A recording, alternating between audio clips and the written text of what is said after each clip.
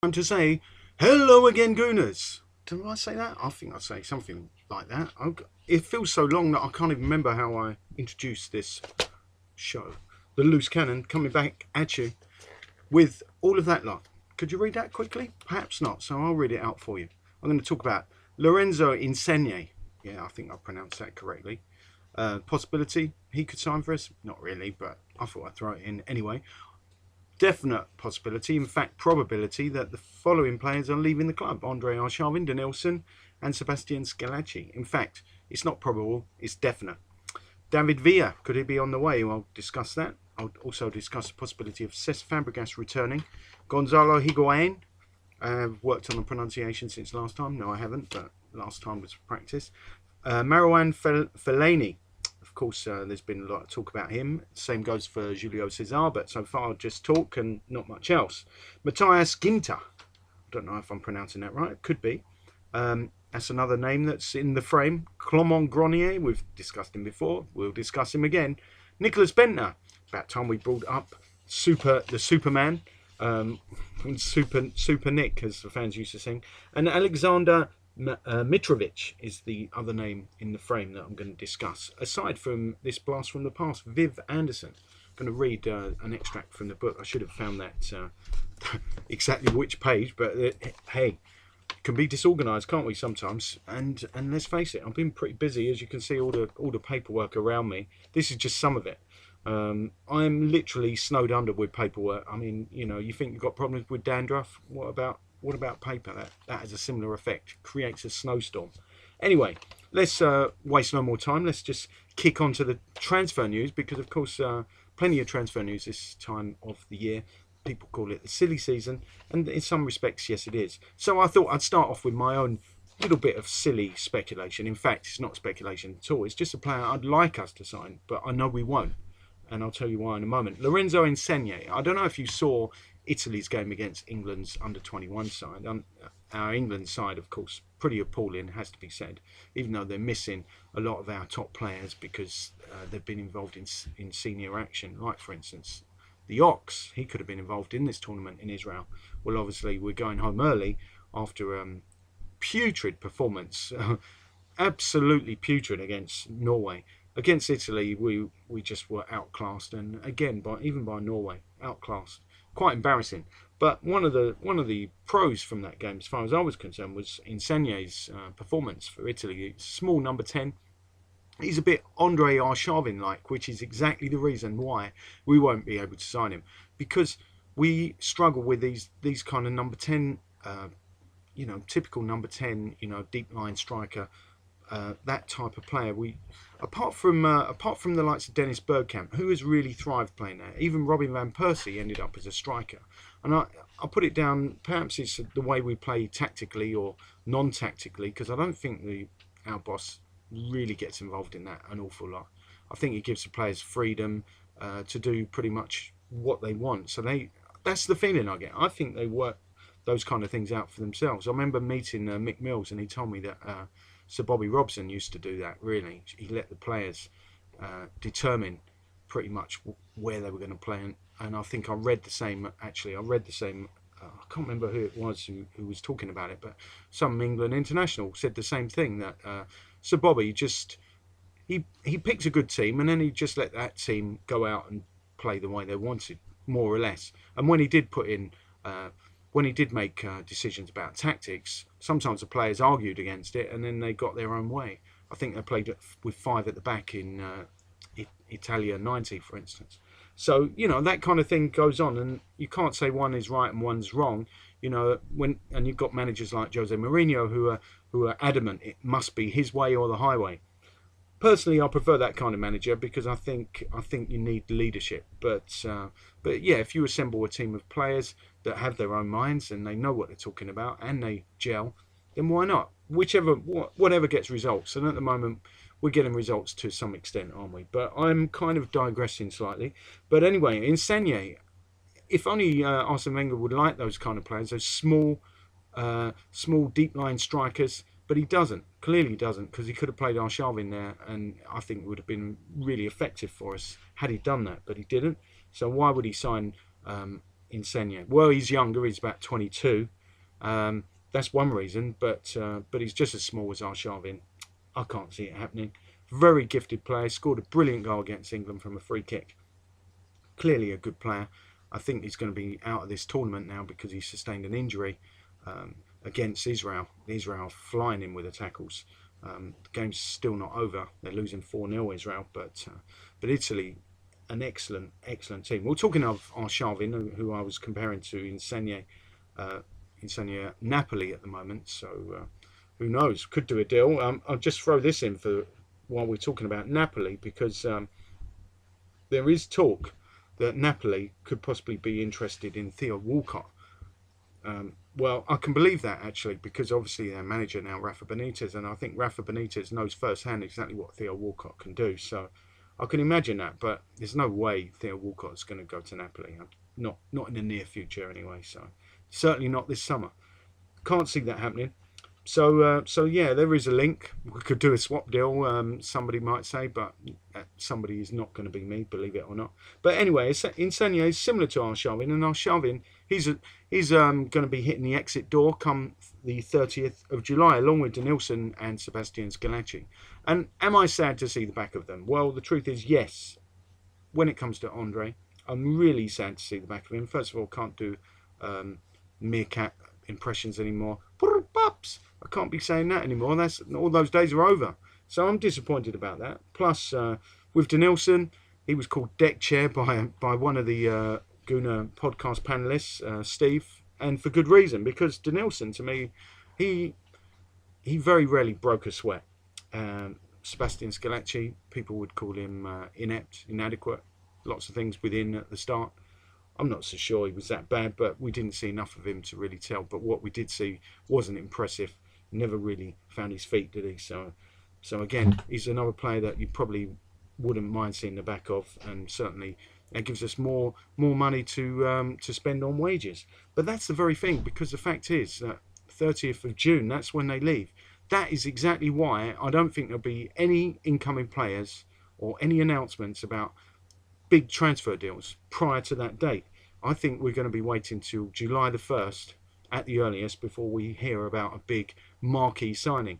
And of course, there's been a lot of talk there aren't going to be any marquee signings, despite this huge treasure chest of money that Arsene Wenger has got at his disposal. There's talk that none of that money is actually going to get spent. So we have to wait and see, of course. But yeah, I think we won't see any money spent, any significant money spent before the 30th of June, primarily because if we do spend it early, do we or do we not? I'm not sure, but I think we might be liable to pay some of the wages for this month.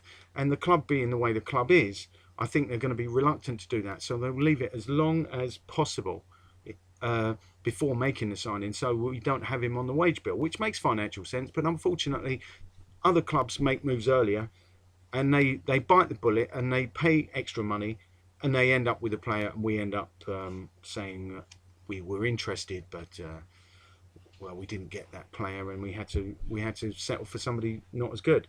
And that's what I'm afraid of. Obviously, in the case of Cesc Fabregas, who could return, according to David Dean, and he should know, his son Darren Dean manages Cesc.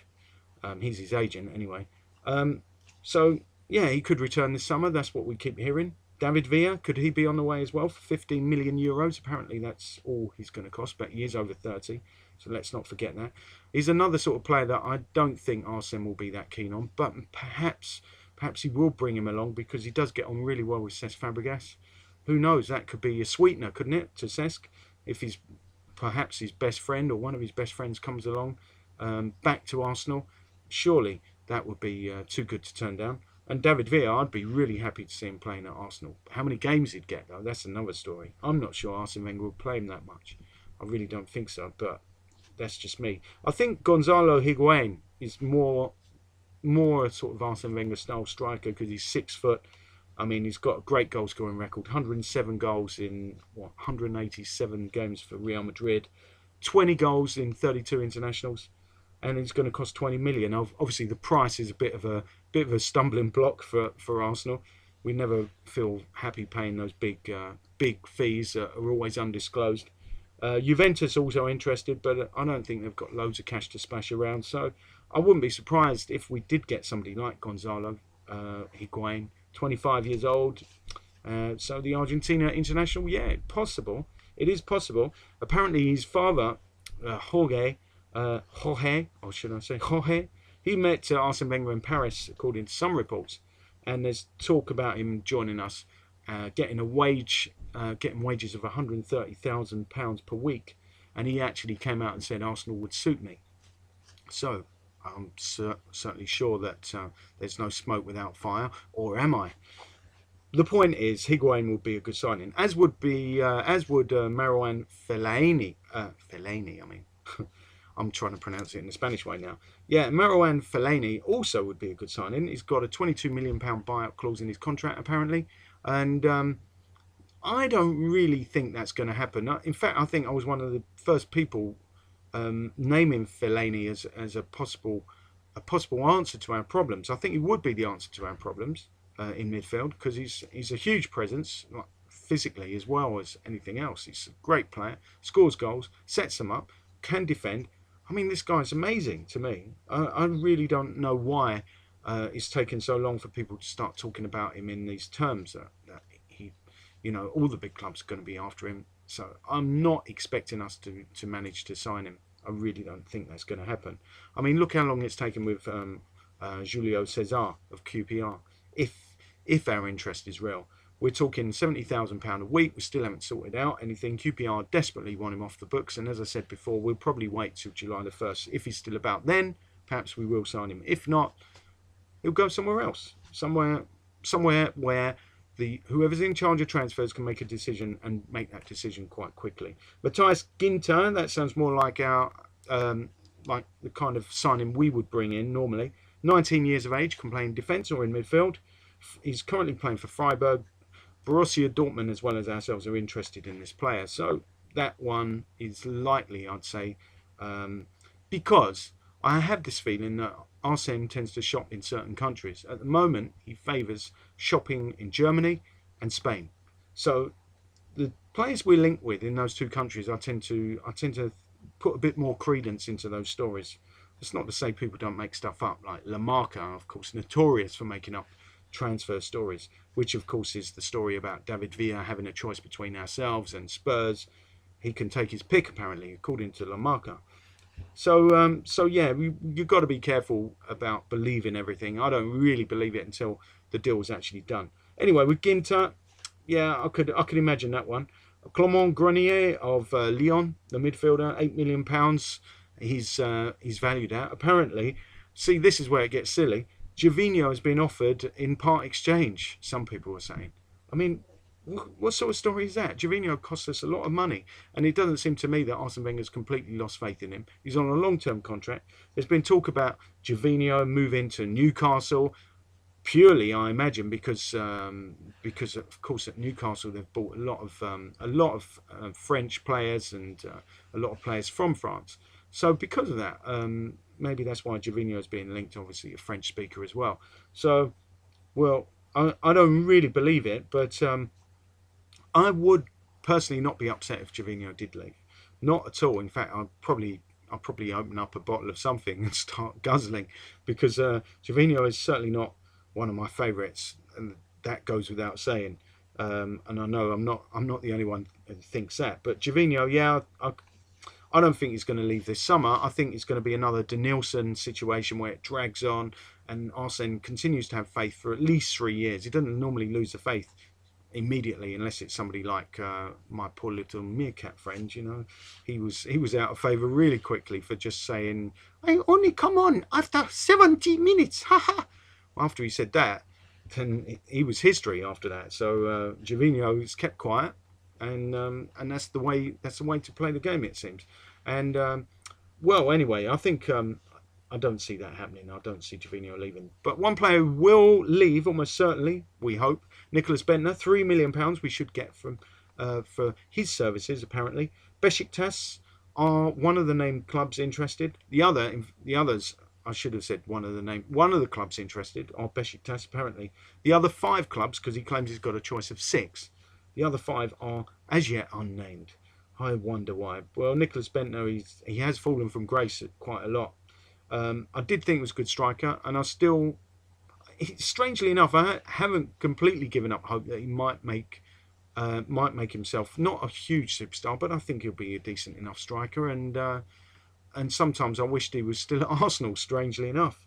So not that I bought into the Super Nick chance particularly, I didn't, but I thought he was a good striker. I don't think as good as Giroud, but not a bad striker, and he will get better as long as he keeps his head on his shoulders. And that is the very problem, of course, that his head perhaps became a little bit too big for the rest of him.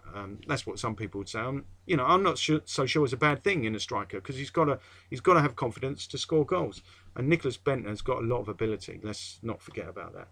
Alexander Mitrovic, though, is a bit of an unknown to me. 18 years of age and a striker at Partizan Belgrade. Apparently, as well as ourselves, Napoli, Fiorentina, Porto and Benfica, all fighting over his signature.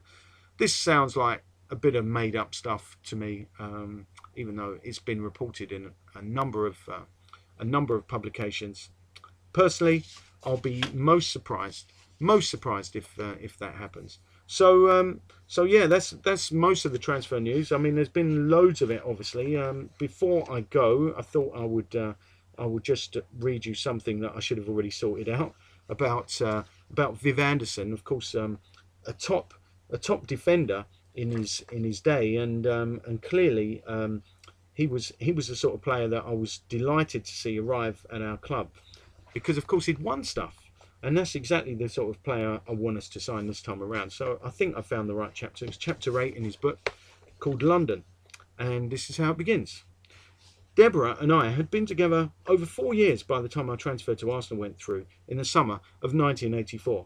We were living happily in Nottingham and had built ourselves a good life.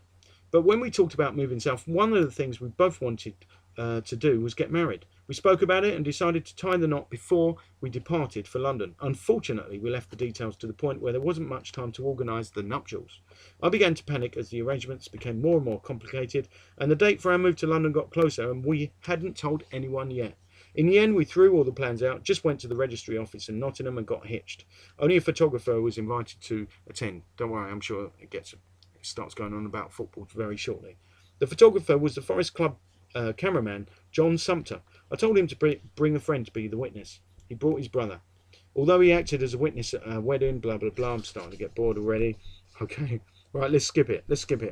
Right, we skipped the wedding and we got to his journey to Arsenal. My journey to Arsenal began when Don Howe phoned me during the long summer of 1984, when there was no England team in the European Championships. Oh, I think that might happen again, judging by the England under-21s. What a future we have in store for us.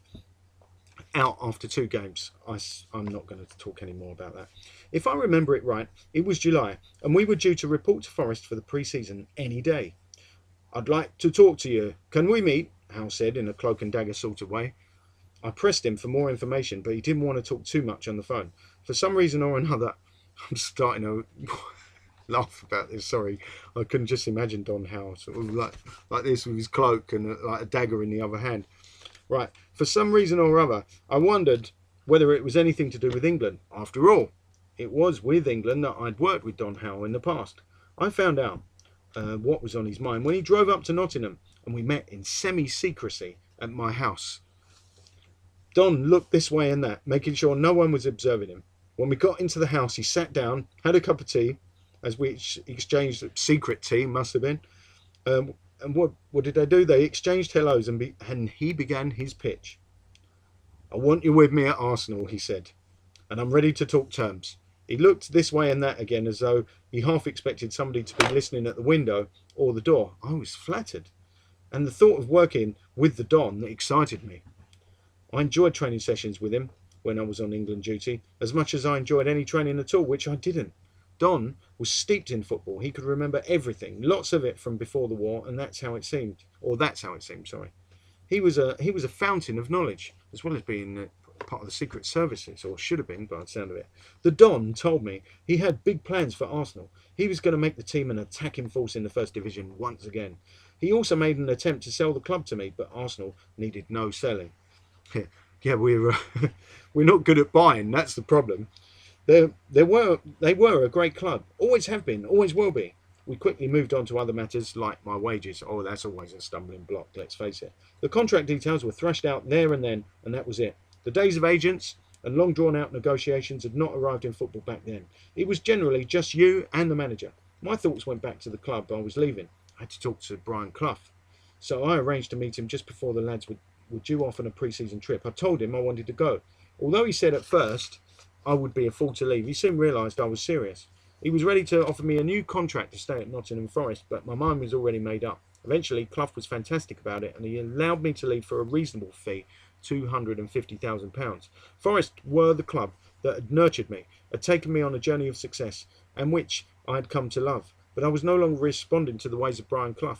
I was also pretty much the last player from the glory days still remaining at Forest, and I really needed this new challenge. Moving to London was fantastic. Yes, I'd travelled the world with Forest, but it was now time to see whether I could cut it living and working in the capital. It wasn't so much the football. I was pretty sure I could cope with that. No, it was the fact there are so many distractions in a city like London. There's so much to do, and the bright lights had turned heads of so many young people who thought they could handle it. I wasn't going to be one of those. I was happy in myself and my relationship and plunged into my new life with gusto. One thing that really pleased me was the article Brian Clough wrote about me in his column in Nottingham's local newspaper when I departed. And he put, can I do his accent? I'd better not try it. As I see it, he said, Viv's left the club simply because he wanted change after 10 years at City Ground, and who can blame him? He gave Forest magnificent service, and it was also great to know that I would be linking up with Woody, meaning Woodcock, not Woodcock, what am I saying? Tony Woodcock, once more. I'm thinking Walcott, I'm getting all confused. Yeah, Don Howe had brought him back from Germany and intended him to be one of Arsenal's main strikers. So you can see the pulling power because, of course, Tony Woodcock was a former Nottingham Forest player. So the idea of having two European Cup winners in our team, well, that's the kind of feeling I want to get in this transfer window. So I think I'll just leave it there for now, and I'll possibly continue this next time whenever I get a chance after I've stopped swimming or getting snowed under with paperwork. It'll be back possibly to the Viv Anderson story, which I've sort of left there just to remind myself. All right, until the next time, I have to say adios, because we're talking David Villa and Cesc Fabregas, and also say away till the next time. Up the Gooners.